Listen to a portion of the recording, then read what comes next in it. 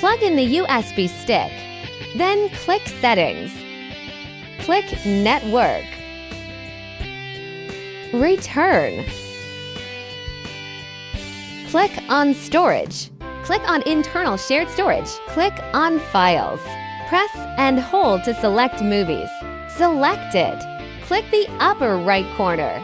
Click Copy. Click 3 horizontal lines.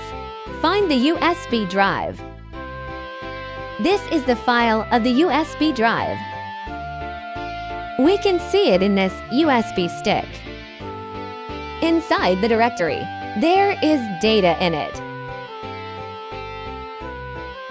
Infrared screen recordings are all in it.